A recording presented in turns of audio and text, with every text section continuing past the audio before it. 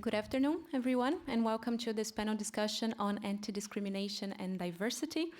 In recent years, FIFA has been implementing a series of measures aiming at fighting discrimination and promoting diversity in football. Today, we are happy to be gathered here to analyze the actions put in place and the results reached so far at the tournament. Our speakers will be Federico Addiechi, FIFA's Head of Sustainability and Diversity, 2018 FIFA World Cup Ambassador Alexey Smertin, who is also the Anti-Discrimination Officer of the Football Union of Russia, FIFA legend Geremi Njitap, who represented Cameroon at the 2002 and 2010 FIFA World Cups, and Piara Powar, the Executive Director of the FAIR Network, an organization with a long track record of combating discrimination in football. Thank you all for being here today. Federico, one of the key objectives of the sustainability strategy of this World Cup was to ensure a discrimination-free environment. Could you please give us an overview of the key measures developed and implemented ahead and also during the tournament? Thank you, Taisa. Good afternoon also from my side. Welcome to everyone to Luzhniki and this very important day of the second semi-final of the World Cup. Very exciting for all of us to be here in this stadium right before the match and to have as well the opportunity, and thank you as well for your interest in being here to discuss these topics. I will start by presenting a little bit of the measures that we put in place long ago, starting and planning for the 2018 FIFA World Cup in connection with diversity and anti-discrimination. Without entering into an analysis of the success or less success of them, we can discuss them at a later stage. But important to say, as you said, Taisa, this has been part of the sustainability strategy that FIFA and the local organizing committee established already 4 years ago in preparing for this tournament, analyzing what are the risks, analyzing the situation, and making sure that the topic of diversity and anti-discrimination is a key topic in that strategy.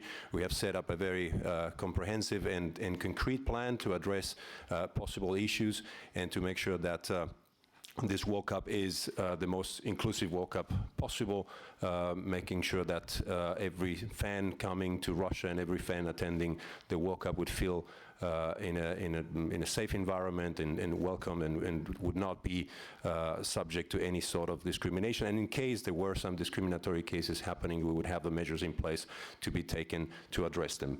So, as part of those initiatives, we have discussed long about the three-step procedure, which enables all the referees to take concrete action in case of discriminatory cases happening on the field or in the stadium during the match. So this is a new procedure that was introduced last year at the FIFA Confederations Cup, and it's being used at the World Cup for the first time here in Russia. We have also established one of the first initiatives at the World Cup is the anti-discrimination monitoring system, something we are conducting together with the FAIR Network, and we have introduced already for the qualification phase of the FIFA World Cup, where we monitor matches according to our knowledge and the knowledge that FAIR has and the observers has about fan culture and possible discriminatory incidents in the stadiums. We have applied that system as well at the World Cup. At every match of the FIFA World Cup, we have had 3 expert anti-discrimination observers, one understanding and knowledgeable of each of the 2 teams, plus a neutral observer responsible for the neutral crowd, mainly the Russian crowd in the stadium. The system has been applied and has bear its fruits as well in providing necessary evidence when there have been cases of discrimination in the stadiums for the FIFA disciplinary committee to take action against the perpetrators. As well, we have had a very strong link with the security program and process in the stadiums. Security officers have been briefed and trained in order to identify possible cases of discrimination and collaborate with the anti-discrimination monitoring observers to identify such issues and address them immediately during the match.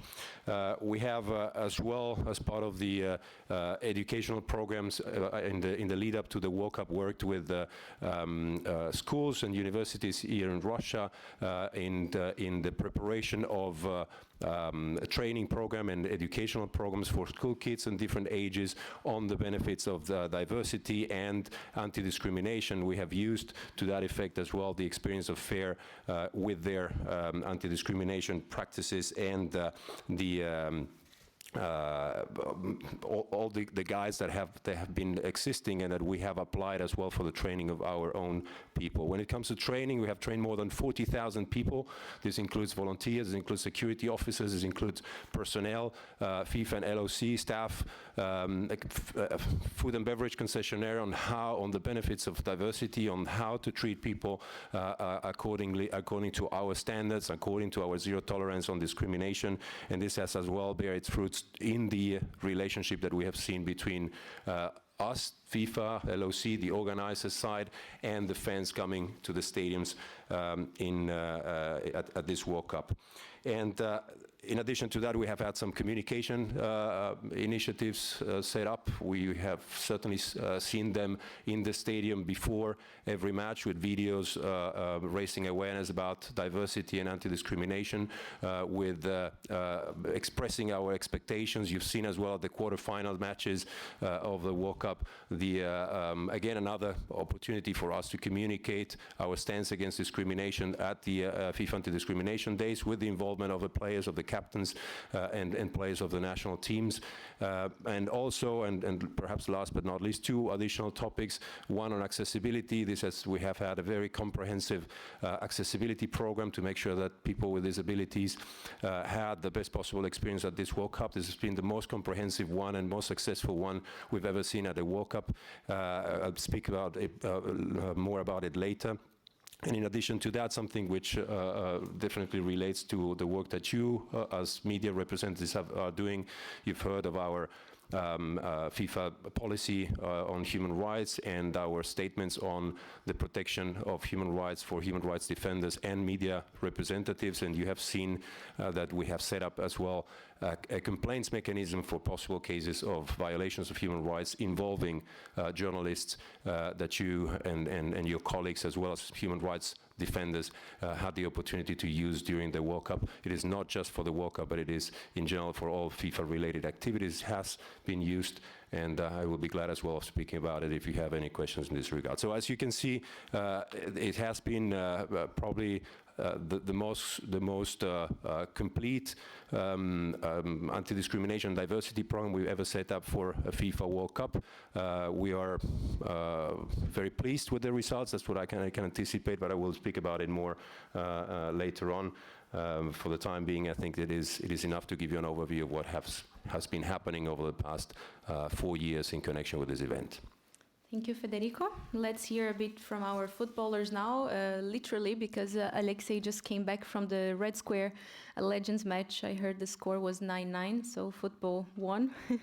I'll give you then a bit more time to breathe, Alexey, and start with Geremi. Vous avez été choisi parmi plusieurs FIFA Legends, ici, en Russie, pour être avec nous aujourd'hui. Peut-on en déduire que ce sujet vous tient particulièrement à cœur, Geremi? Oui, absolument. Absolument.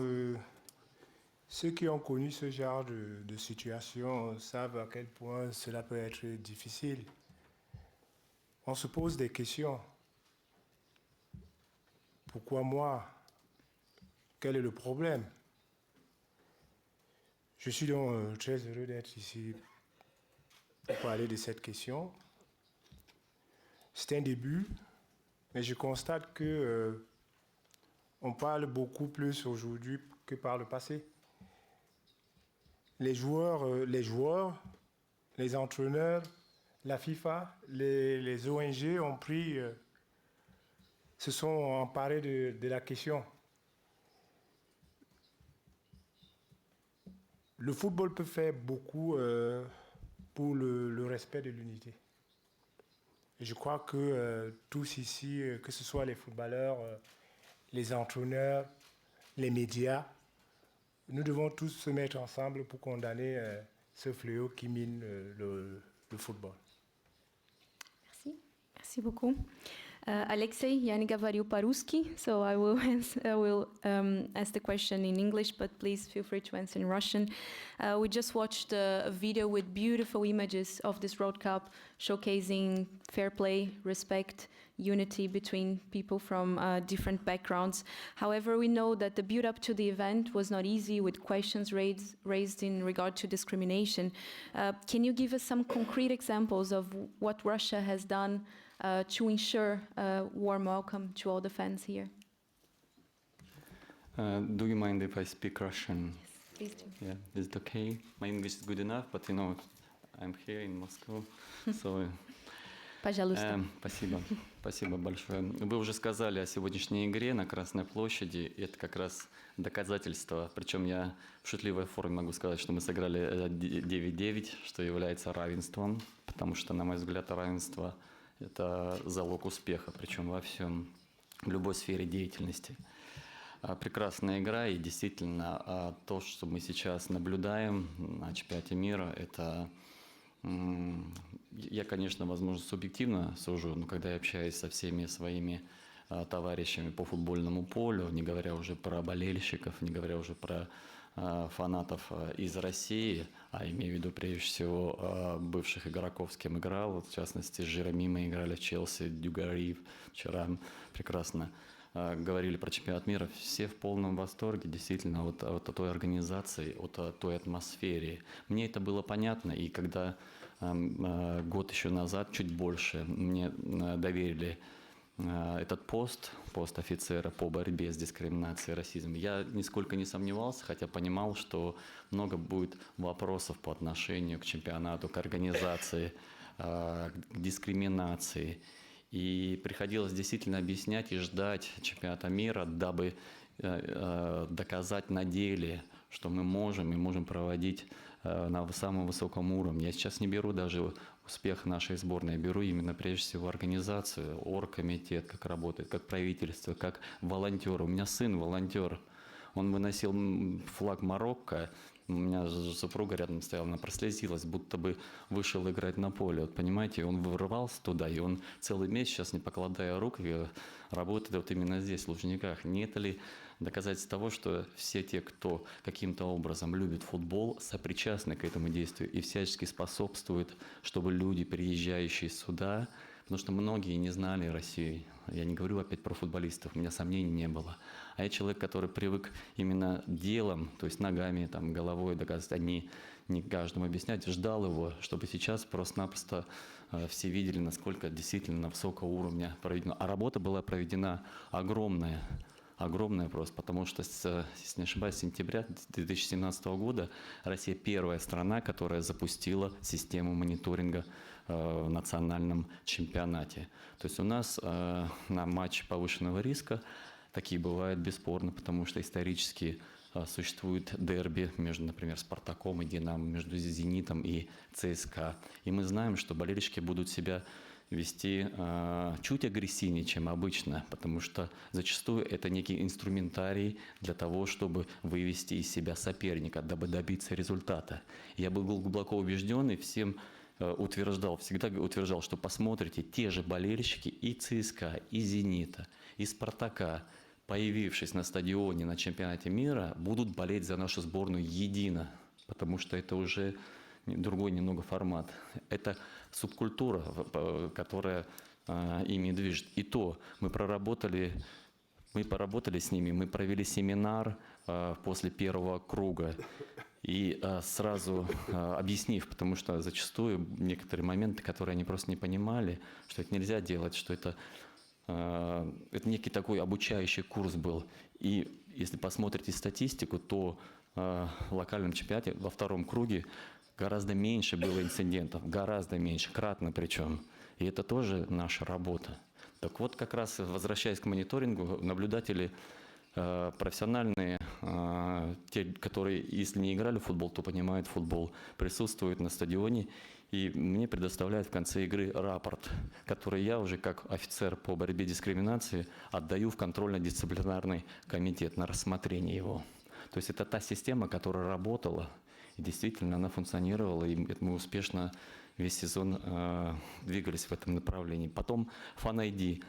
который был введен на Кубке Конфедерации, моя инициатива несколько месяцев назад за круглым столом Государственной Думы была, чтобы FNID имплементировали, как сейчас принято говорить, в локальный чемпионат, в чемпионат России, дабы была ответственность у болельщиков. Даже я, казалось бы, не хулиганистый человек, но за исключением футбольного поля, где действительно там обязывает бороться, обязывает там бить по ногам, в конце концов, отбирать. Ну, это такая игра. Но даже я понимаю всю ответственность, когда у тебя FNID, и ты, в свою очередь, ведешь себя совершенно по-другому. Мне кажется, это дисциплинирует всех болельщиков, приходящих на стадион. На мой взгляд, это тоже замечательная идея, которую мы ввели. Курсы, которые мы преподаем в МГУ, в частности, связанные как раз с антидискриминационным поведением. Это тоже вот, наша общая заслуга. Взаимодействие с оргкомитетом, уроки в школах. Мы это будем продолжать, потому что чемпионат мира — это некая площадка для того, чтобы в дальнейшем действительно продолжить работу.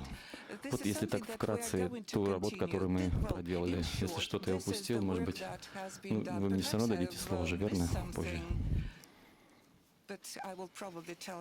Спасибо, Alexey. Piara and the FAIR network have been closely following the initiatives globally, but also here in Russia. They have a diversity house up and running here in Moscow and also in St. Petersburg. And they are also FIFA service provider for the anti-discrimination monitoring system that, as Federico mentioned, was in place for the qualifiers, Confederations Cup, and the World Cup. Piara, can you explain to us what is the role of your team in the stadiums and how has your experience been so far from a diversity and anti-discrimination point of view? Thanks very much, Thaisa. Добрый день, everybody. Hi. I've got a bit of a sore throat, so please bear with me. Our experience has been largely a positive one. I think we all understood some of the things that go on in Russian football, and the concern was that they would then transfer into the World Cup in one way or another. Inside stadiums, we have a team of something like 50 people who have been coming from the different teams participating, and then a group of Russian people, as Federico explained earlier on. We've made 10 formal reports to FIFA, backed up with evidence in terms of the incidents inside stadiums. There have been a couple of other media reports that we've referred to FIFA, and the FIFA Disciplinary Committee has looked at them and adjudicated based on the evidence that we provided. I think some of them are quite well known. In general terms, I think we always knew that a World Cup creates a special environment, that the fans visiting a World Cup are very different to the fans that come to domestic football. It's an international audience. People are flying from around the world. Many of those people don't want to be tarnishing their own experience by getting up and getting involved in nationalism, racism, and other things. And we also knew actually that the Russian state, together with the Russian Football Union, the LOC, had done quite a lot of work in terms of warning off individuals perhaps who they were concerned about. I think there's a number of individuals who were denied fan IDs. There are a number of individuals who were subject to police action. So all of that has combined to bring about a quite a good tournament. And I think in general terms, you know, the World Cup is a special environment. I think all of us here in this room would recognize that. It's a multinational coming together. And if you come to this tournament with prejudices and don't like people from a different nationality, then generally you are in the wrong place. And so I think we've seen that sort of good feeling played through. The Russian people themselves have, I would say, have played a magnificent role, making people feel welcome. Many people have been surprised at getting to know Russian people and how that welcome has been. And we've had no issues to report from Russians inside stadiums that have come to our attention. In general terms, we've run 2 diversity houses, which our objective was for them to be sort of centers of celebrating diversity, safe spaces for minorities, the LGBT plus community, ethnic minorities visiting the tournament. And we've had generally a very good experience. We've had a lot of people coming through. We're in the process of collecting data on that at the moment. A lot of events happening, a lot of issues discussed. And we've had a lot of Russian civil society, NGOs and others that have been using the spaces for their own ends, to discuss issues that are relevant for Russia. So for us, it's those two houses have left a strong input, and we hope will have a longer-term impact on Russian civil society. Beyond that, I think, just to reiterate, I think most people feel that it's been an interesting tournament. There haven't been a great deal of incidents of the type we expected. The only thing that we've really flagged up, which has been significant, has been the levels of sexism that have been encountered by some women, often Russian women, who have been confronted by fans. And of course, I think it's well documented that there have been 30-plus female reporters at the World Cup who have been accosted while on air often. I think there's some famous cases of that, and it's well documented, the number of cases. We've identified, I think now, about 30 cases where we can point to specifically to fans who are involved in acts of sexism on the streets. That's clearly an underestimation. I would say perhaps that the real figure is that times 10, but it's difficult to know really because these interactions pass often unreported and unremarked on. So in general, I think that's the main picture from us. We've been in contact with some sort of ex-players, agents, and particularly those from an ethnic minority background, often of African heritage, and we've had nobody really can express any concerns. So it's all been fairly interesting in terms of the data we've collected and the incidents that have come to our knowledge. Thank you, Piara. Before we open to questions, Federico, back to you quickly. 3 matches left. What is your overall assessment? Well, 3 matches left. I think we, as Piara was saying, we've all witnessed, and I think that everyone in this room has witnessed it as well, a very welcoming World Cup, a very friendly World Cup, and a hospitable host, everyone feeling very welcome and very comfortable in the host cities, not just here in Moscow, not just in the Red Square, but actually in every single host city in Russia. And some of the bad publicity that this World Cup had as well, is in particular in connection with discrimination, possible discriminatory incidents in the country, were proved completely wrong. We have the cases that have been identified, and the mechanisms that we wanted to have in place and had in place enabled us, for those very few cases that we have witnessed and we have been made aware of, to take immediate action against them. There's always, there might be 1 or 2 or few cases where things did not go the way you wanted or planned for, but in the majority of these very few cases we have had FIFA, the local organizing committee, the possibility to intervene. Piara was mentioning these cases of sexism on the streets, the fan ID system, the collaboration between FIFA, the LOC, and the local authorities made it possible as well for these individuals who were perpetrators of these cases to have their fan IDs removed, and in some cases deported.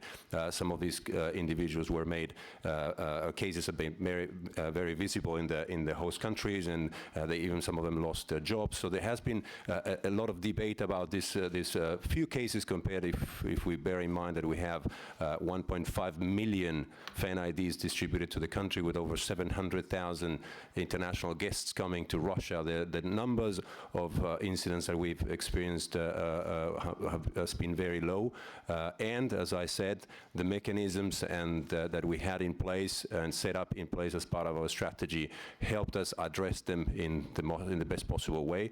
We've learned certainly very good lessons for the future, but we're at this point, and 3 matches to go to the end of this wonderful World Cup. We're very satisfied and happy with what we've seen so far. Thank you. We'll now open the floor to questions. Please raise your hand and tell us the media you represent and your name, of course. So let's start on the left side with Rodrigo here. Yeah. Hello, Rodrigo Matos from Brazil. First, I'd like to, Piara, just clarify the numbers of harassment of women.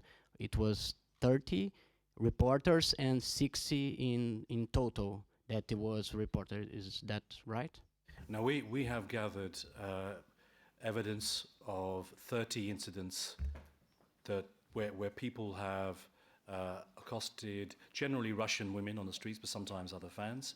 And then there's a whole range of, I think there's about 15 now public that have been made public from female reporters that have talked about their experiences.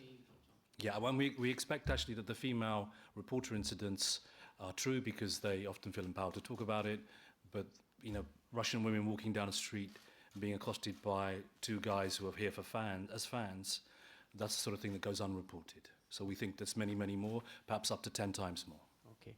And just to clarify, what was the punishment for in, I know, sport environment, like losing the fan IDs? How do you identify, and how do you have a number of people that lose their fan IDs because of this case of harassment? This is not within the football or our own responsibility of activities, because they are certainly happen. These cases have happened outside of the football stadiums. We were made anyway aware of these cases, some of them as well through the media or social media. We must as well recognize the fact that social media has offers us the possibility of getting to know many more of these cases. We very much believe that the situation in Brazil was not really different from what we see here in Russia. We've seen in terms of sexism, but the possibility that we have is that of addressing the cases that are brought to our attention with the authorities in the country through the LOC, the Local Organizing Committee's security team, and these led in many of these cases where the identities of the individuals involved has been confirmed, for the removal of the fan IDs, and in some cases for deportation. It's not just for cases of sexism. We have seen it as well in the cases of violence by Argentinian fans after the match against Croatia.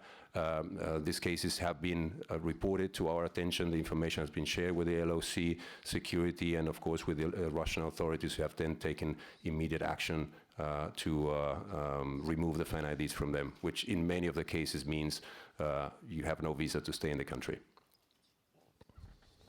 Yes, Jamil, next to Rodrigo. Also on the same question, you mentioned cases of fans that had their IDs taken out.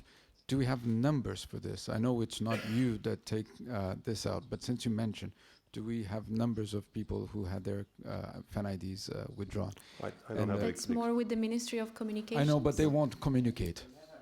They don't communicate here. We'll talk to our colleagues from the LOC then to see if they can get something. Okay, like and specific figure.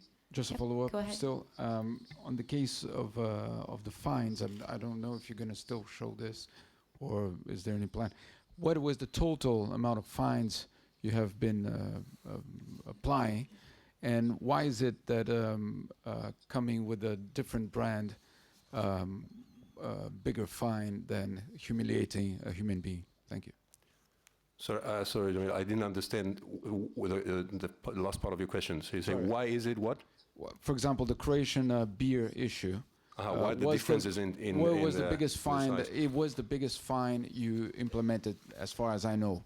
Why is it that a case like this deserves a bigger fine than telling someone that some racist chant or homophobic, etc.? Okay, to respond to your question, what is the total amount? I will not make the sum of it, but this information is of course available, has been published after every decision by the disciplinary committee involving a monetary sanction. Then the second point about that being the largest fine, that's not correct. The largest fine has been given to Argentina. It was 105,000 Swiss francs, sorry, for a case involving crowd disturbance and the incidents after the match against Croatia. That is the largest one. Now, on the difference, what everyone needs to understand, and this is always a discussion about, why is this one bigger than the other one? Why is it more important for FIFA because this fine is higher than the other one? No, every case is an individual case. There's a procedure which is carried out by the disciplinary committee of FIFA, which is done on a case-by-case basis, which is irrespective of of a case which is not related to that. There are many elements that play a role when the disciplinary committee takes a decision, or in the lead-up to taking a decision in connection with a case. And some of the elements that play a role are of course the context, is of course the history of the case, of a possible discriminatory case, but it's also there are some elements that can play a role in favor of the liable organization, in this case, a member association, which is, for example, how much have they contributed to solving the problem? How much have this federation contributed to recognizing, analyzing, making us at FIFA aware of a certain situation? How much efforts have they put into place in order to make sure that this situation doesn't repeat in the future? I'll give you a very clear example. We have had, and you have spoken about the case of Mexico in almost every qualifier match where FIFA has sanctioned the member association of Mexico for homophobic chanting. You've seen that there has been a first case of with a fine after the first match of the Mexican team, and then you have seen that there has been no more cases of homophobic chanting involving Mexican fans in the next 3 matches that the team played, 2 in the qualifying in the group stage, and the first in the round of 16. So what we have to highlight here is that we identify the problem as a big problem. We identify as a problem that cannot be solved immediately. We know that a problem cannot be solved just with fines, and we need to work with our member associations in order to address a long-term to find a long-term solution to it.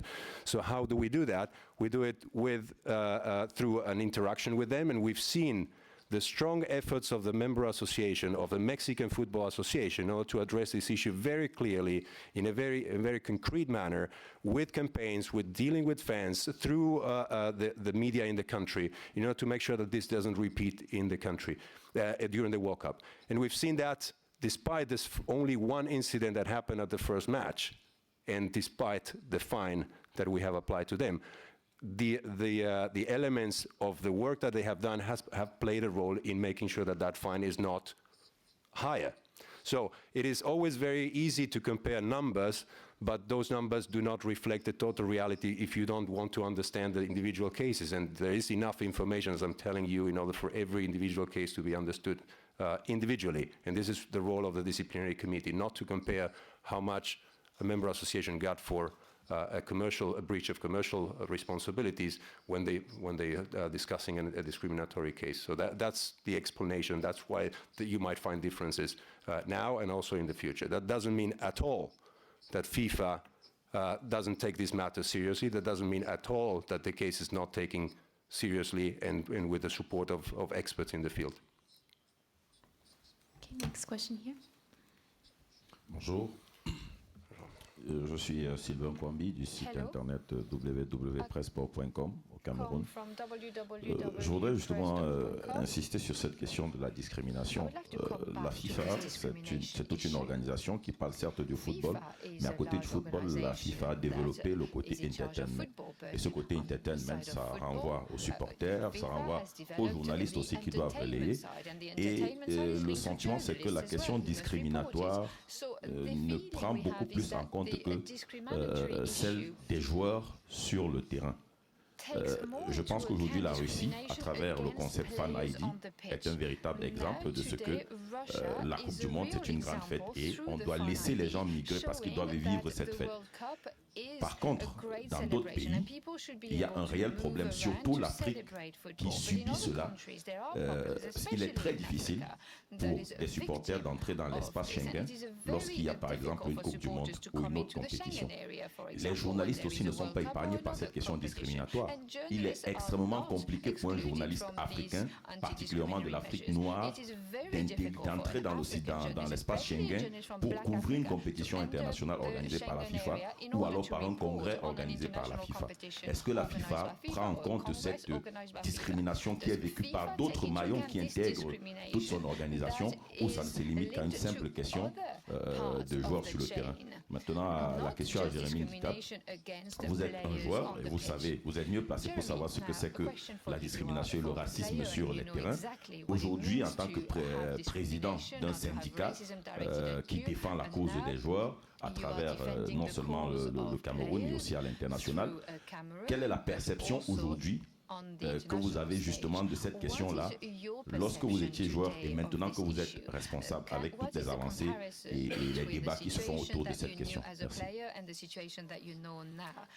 Alors, pour répondre à votre première question, certainement la FIFA s'occupe de tout ce qui est la discrimination par rapport au football, pas seulement dans la Coupe du Monde, mais dans toutes les fédérations, avec le soutien de ces fédérations membres. Et aussi, elle prend très au sérieux tout ce qui est une possible discrimination autour des activités qui ont un rapport avec la FIFA. Donc ça, c'est pas tout à fait correct de dire qu'on s'occupe seulement de la partie football à la Coupe du Monde.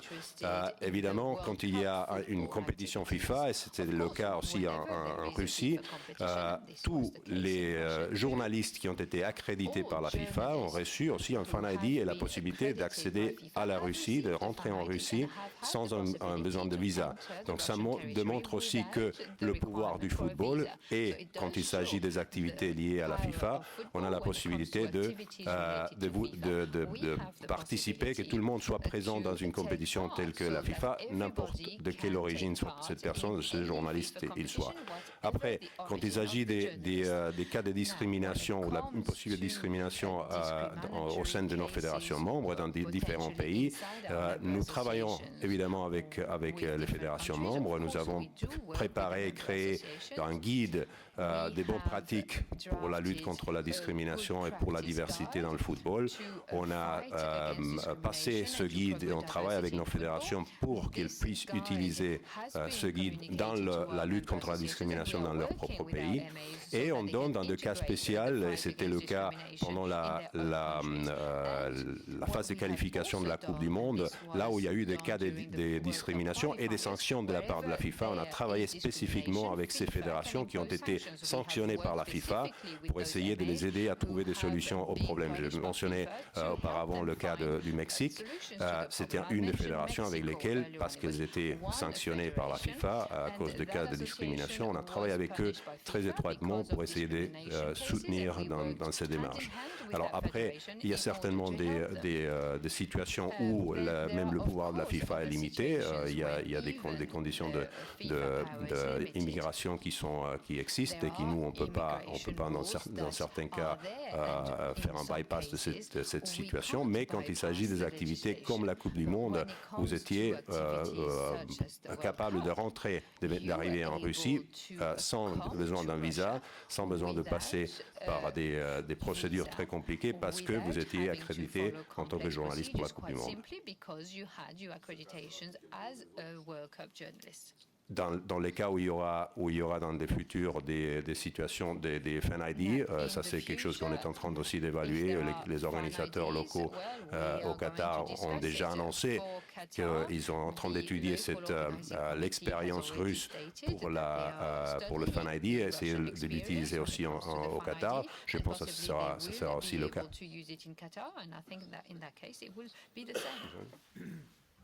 Oui, juste pour apporter déjà ce qu'on a dit, je crois que comme responsable aujourd'hui du syndicat des footballeurs camerounais, on essaye de copier ce que les instances fêtières essaient de faire par rapport à la discrimination.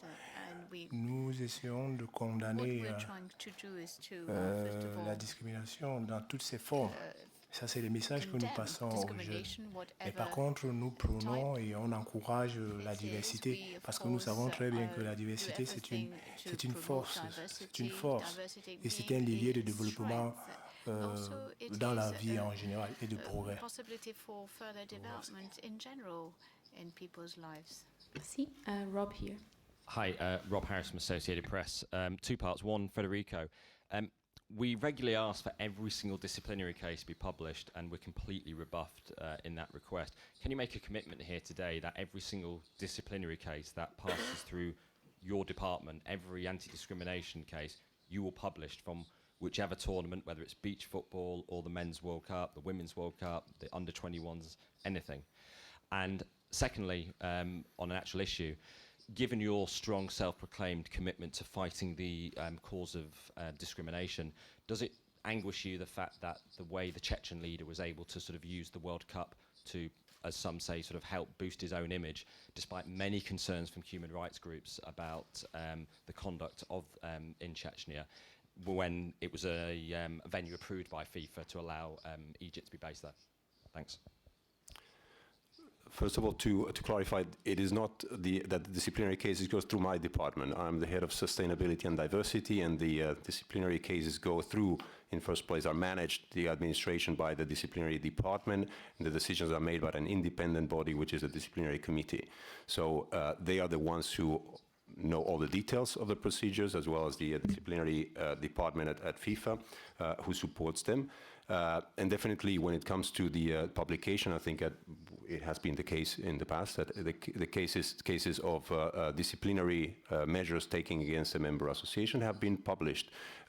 Perhaps what you could say is that, and this is a discussion we always have with Piara and FAIR, is the level of detail that is provided in order for you not to make those assumptions that Jamil was making before. Say, why is it so low?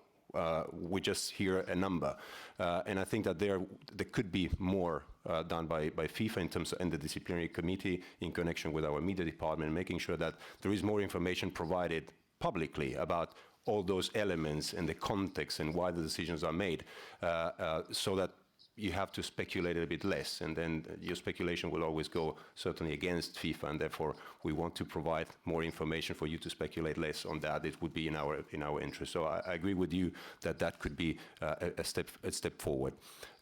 When it comes to the decision on Chechnya, this has been part of the catalog of training-based camps that we provided to our member associations back in 2015.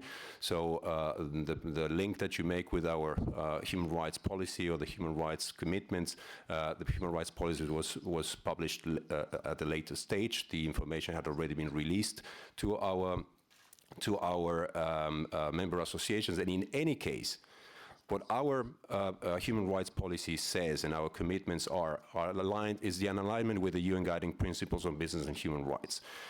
Those alignments do not preclude, and this has been the same situation for the selection of the next host of the FIFA World Cup for the 2026 bidding process. We do not exclude a priori anyone from being part of an activity related to FIFA, but of course it is our responsibility to analyze the risks associated with every decision. So we might go to a place where there are certain risks and human rights related risks, and what we do in that case is analyzing the risks and making sure that we have the measures in place or the necessary tools in place in order to address and minimize those risks to a certain degree, and make sure that if there is a possible violation of human rights, this is addressed by FIFA. Of course, in every activity related to FIFA, this is what we do. And this is what we did as well in the case of the Egyptian national team. We have had, at the very high level, discussions with the Egyptian Member Association. We have discussed, we have reported about this as well. And we took the necessary measures, to avoid that any possible human rights related risk occurred.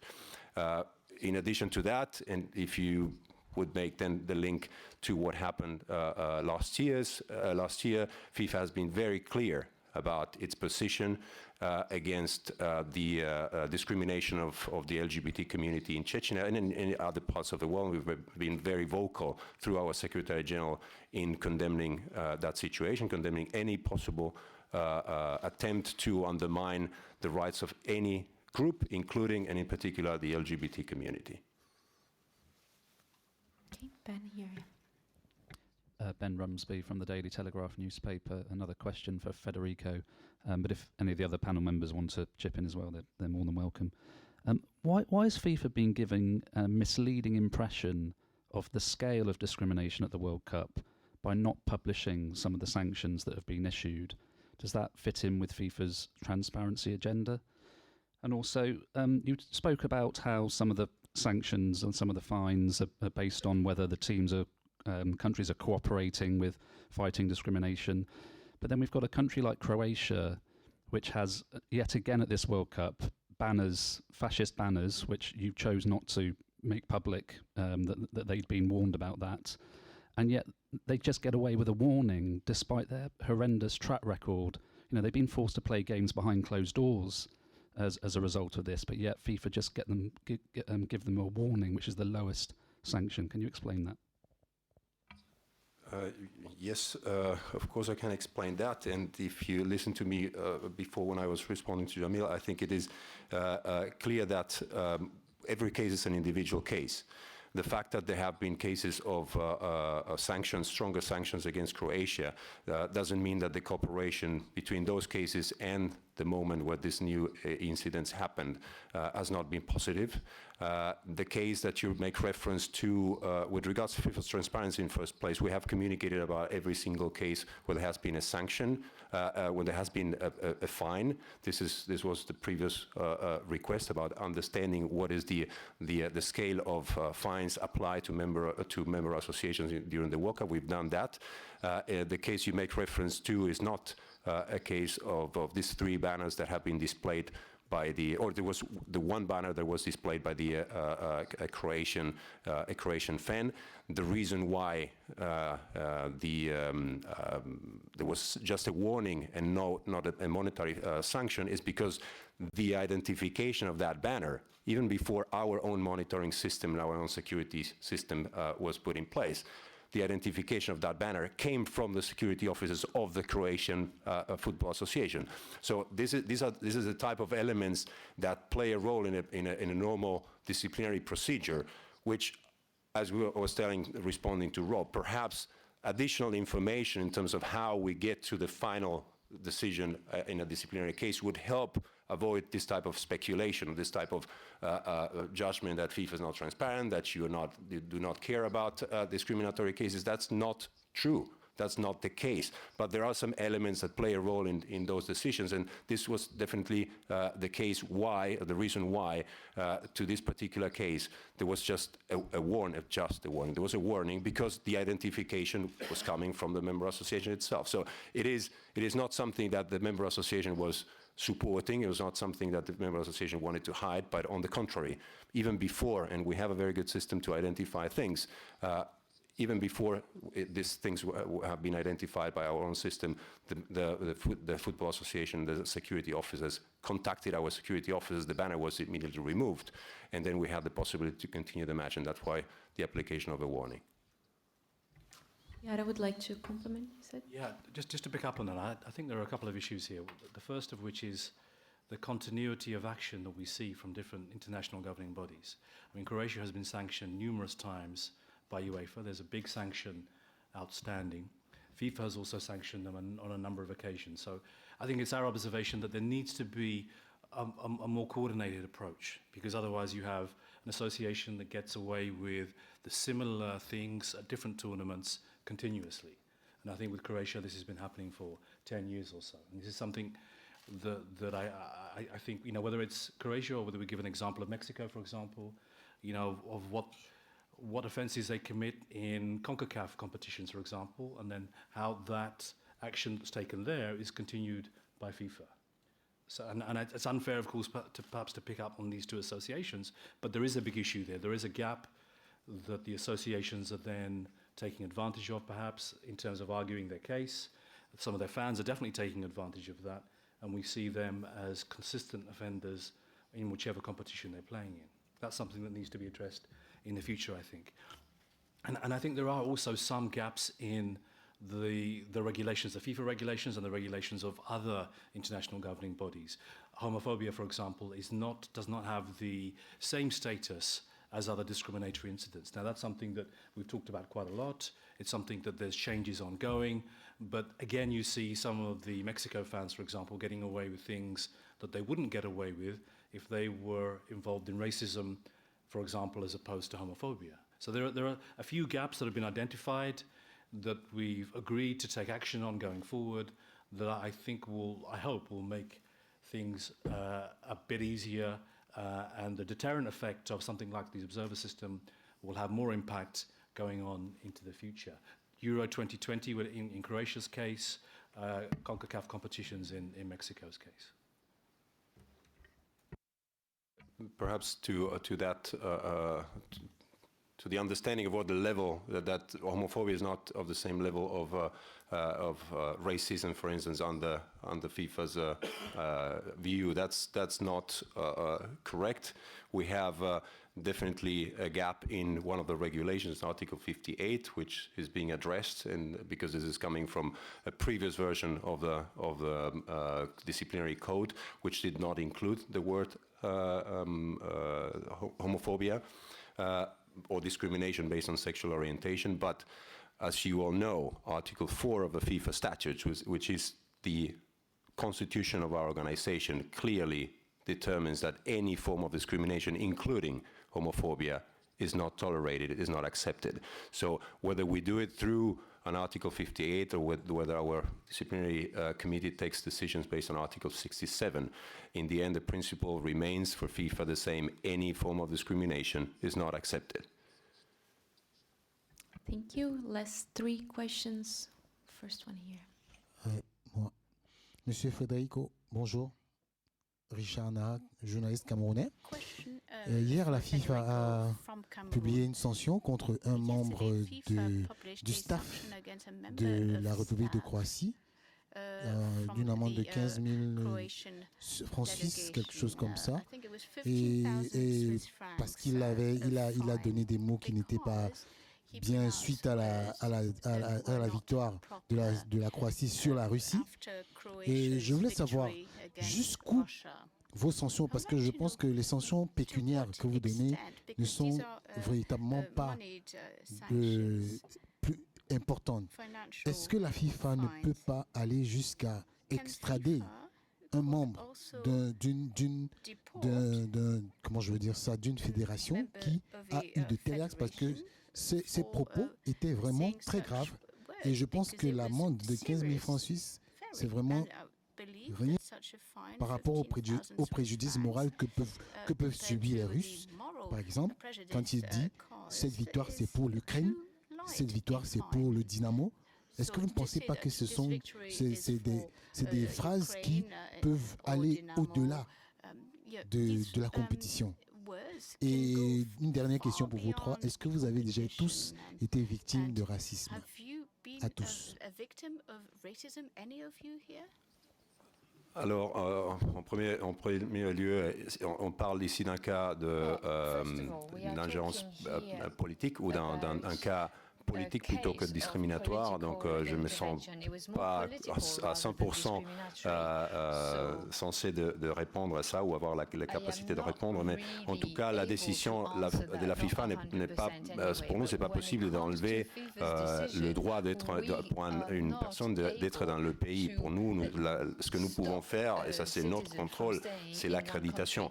Nous pouvons en tant que dans certains cas enlever l'accréditation à des personnes, des journalistes qui ne se comportent pas comme il faut, des joueurs qui ne se comportent pas comme il faut, ou des membres d'un staff qui ne se comportent pas comme il faut, ou qui sont un breach de nos règlements. Alors dans ce cas-là, l'amende dont vous faites référence, c'est quelque chose qui a été donné aussi en tenant compte que c'était la même fédération croate qui a pris la décision d'enlever, à cause de ses propos, cette personne de leur délégation. Donc cette personne a été sortie du pays par une décision de la fédération croate, et donc ça a été aussi tenu en compte par les instances disciplinaires de la FIFA. Moi, oui, pour répondre à sa question, oui, moi j'ai été victime de la discrimination. Et comme j'ai dit, lorsqu'on est victime, on se pose beaucoup de questions. On se sent rejeté. Vous savez, le football est fait de rêves et de passion. Et quand on arrive à un certain niveau, on est victime de la discrimination, ça affecte voire même jusqu'aux performances, parce qu'on a peur d'aller encore sur le terrain, réaliser ses rêves, de jouer au football, sa passion. Et je crois qu'à l'époque, on n'en parlait pas. Aujourd'hui, on commence à en parler. Ça, c'est le plus important et à trouver des solutions, ce qui est bien, parce que vous savez très bien que la diversité est une force. La diversité est une force et la discrimination est un frein dans la société. Donc aujourd'hui, je suis très content du fait qu'on en parle et on trouve des solutions. Comme Frédéric a dit, le but, ce n'est pas simplement de sanctionner, mais c'est d'éradiquer ce phénomène, ce fléau qui est très néfaste pour l'humanité. Merci. Have anything to add on your side? Anything to add? Or? Я только могу добавить, что я тоже раз подвергся. Это было во Франции, когда я приехал. Но я это принял в шутливую форму, перевел, потому что я приехал, и когда ребята в раздевалке узнали, откуда я родом, из Сибири, где снег действительно у нас там 5 месяцев в году. Первый вопрос был, действительно медведи ходят по улице? То есть это такая была форма определенная, и по всей видимости, та пропаганда, которая была в то время, она сказывалась каким-то образом на мнении о России, тем более о Сибири, что казалось там совсем далеко. Я очень рад, что география нашей страны на чемпионате мира такая широкая, насколько это возможно. Потому что у нас западная точка Калининград, восточная точка Екатеринбург, хотя еще там полстраны восточнее. И это очень приятно, потому что иностранцы, которые приехали и смотрели футбол, болели за свою команду, они могли проехать всю страну и не только судить о нашей стране по одному городу или двум, по Санкт-Петербургу или Москве. Для меня это очень важно, чтобы вот именно открыть географию для иностранцев. Что касается Хорватии и России, у нас дружеские отношения. У нас очень дружеские отношения. Мы до игры встречались с Даваром Шукером, он является моим руководителем в футбольном комитете УЕФА. Вот, и мы абсолютно после этого я его поздравил с победой, он меня поздравил с хорошей игрой и вообще с хорошим выступлением. И то, что говорил Федерико, это касается именно малой части. Вот единичные случаи, когда тот или иной человек пытается каким-то образом самореализоваться. На мой взгляд, это не тот способ самореализации, дабы показать себя. Потому что львиная доля людей, огромное количество, практически все, они приходят с другой целью, они приходят поддержать свою команду, а не болеть против. Понимаете, это подмена как раз, вот, на мой взгляд, человеческих ценностей. Когда ты идешь на стадион и ты болеешь против соперника, на мой взгляд, это не совсем правильно. Нужно болеть за свою команду. То, к чему мы пришли на этом чемпионате. Спасибо.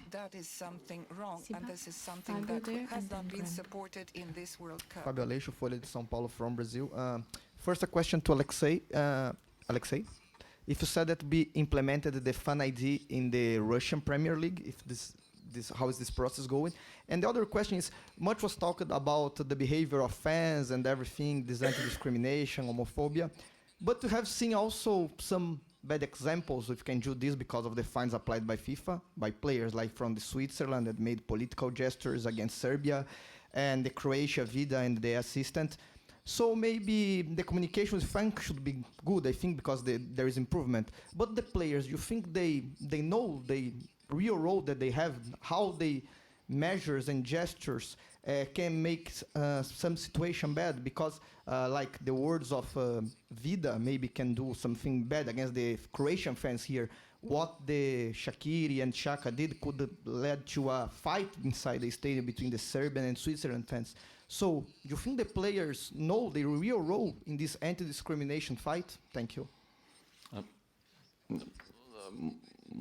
Да, вы меня, это вопрос ко мне, да, в большей степени. Ну, что касается Fan ID на местном уровне, то это была моя инициатива. Это не значит, что вот с следующего года это будет внедрено, потому что ряд технических вопросов все-таки сразу же возникает по ходу. То, что это необходимо, на мой взгляд, показал Кубок Конфедерации, чемпионат мира, и та ответственность, прежде всего, перед самим собой за действие. Это, мы это видим, и сразу же сокращение большое, существенное. Я просто не уловил вопрос. Федерико. Incidents. And the second part of the question is to you, Federico. It's difficult for me to say if the players know the role in that, if they realize that they're part of a bigger fight, that football is fighting against discrimination or against this type of cases that you've mentioned before. I very much believe that the attention that the cases you mentioned raised after the sanctions that FIFA gave to them helped certainly for those individuals who have been involved in those cases understand that there's a dimension which goes beyond the situation that they have themselves or the possible reactions they might have after scoring a goal. What we know is that in the cases of some of the member associations, participating member associations, there have been as well training provided to the players. We have as well contributed to that training. We have provided as part of the team binders, so the information that is provided to the teams participating that then is passed on to the players, information about the diversity, about our plans, about how we expect the players to behave. But then when it comes to political statements and like the ones you mentioned, the associations are as well, they have a role to play. I know that some of them did, but still certain things can happen, and then sanctions need to be applied, and I'm sure those sanctions and the visibility and the discussions that we're all having publicly about those cases help certainly the players understand that there is no space for political statements, there's no space for discrimination at the FIFA World Cup, in a stadium, or in football in general. Last question to Graham there.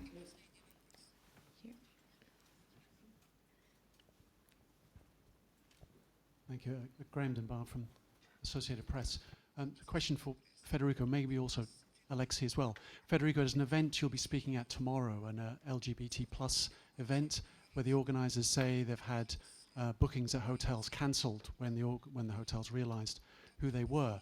If an event like that, during the sort of the halo effect of being endorsed by FIFA during the World Cup, if that has problems, does it give you any optimism that things are going to change sort of after next week when we've all gone home and there's not so much scrutiny? I mean, I'm sure you can say World Cup can't change everything, can't solve all problems, but have you got any concerns that enough is changing that'll make things easier for LGBT plus people? In general, I believe that things are not changing enough around the world. We need to do more, and this is our commitment at FIFA. We need to do as much as we can through the power of the game of football, through the power of our organization and our activities, or an event like the FIFA World Cup, to contribute to things changing quicker and for good. But we're talking about changes that take, when it comes to eradicating discrimination, will take a long time. Our position is that of there where we can show presence, and this is what we've done. You've seen that we've been part as well of, with our activities, we have supported the LGBT Sports Federation of Russia in one of the projects that they're conducting throughout the tournament. I was present as well, myself, representing FIFA at the launch of that program at the Diversity House in Moscow, beginning of the World Cup, and tomorrow there will be the closing of this project, which is taking place at the Goethe Institute in Moscow as well, and we'll be definitely present there. I think that some of the challenges that you've mentioned are challenges that are known to us and are definitely known to them. We know that they have been struggling with organizing some of their activities, and this is something that we definitely do not like to see happening. But when it happens, then what we can do is try to find support in finding solutions. We've done that through supporting Alexander Agapov and his organization over the last few days when these issues came up. We will support as well with our presence. I think it is important that FIFA shows as well that we are against any form of discrimination against the LGBT community, and we will do that by being present at tomorrow's event. And then when it comes to what the future, I think that here we very much rely on our member. We're talking here about the Russian Football Union, and Alexey has a pivotal role to play in that. we have a limited possibility when it comes to the impact that we can have of the event once we leave the country. But I think that some of the progress that we have achieved through some of the measures that I've mentioned before in connection with the fight against discrimination in Russia are going to have sort of a spillover effect and an effect in the long run. But definitely we need to count on the support of our member association in order to continue some of the projects. In particular with that activity and with that project, what we said is we used this cooperation with the LGBT Sports Federation during this year as a pilot test. It's the first time we cooperate with them, and depending on the results, the analysis that we will do at the end of the tournament, there is a possibility for us to continue as well cooperating with them in the future. But we definitely expect and we count on the support of Alexey and the Russian Football Union to continue doing so after the World Cup. Would you like to add on that, Alexey? Я могу только сказать, что никого не хотелось бы выделять. Я лишь только дополню вот то, о чем говорил Piara, о том, что в начале чемпионата мира было открыто если не ошибаюсь, в 2 городах, в Санкт-Петербурге, в Москве, Diversity House. И действительно эти места пользовались популярностью. Поэтому почитайте отзывы, и вы поймете, что все те, кто приехал сюда, в Россию, все остались довольны той атмосферой, той дружелюбностью. Поэтому для меня это очень хороший показатель. That is a very good phenomenon. Spasibo. We really appreciate the fact that we still have a few questions, but unfortunately there is a match tonight. We need to prepare our interpreters, the live broadcast, but any further questions can be direct to the media department. We'll be happy to answer those. Thank you very much. Good luck to England, to Croatia tonight. Thank you very much to our speakers as well, and enjoy the match.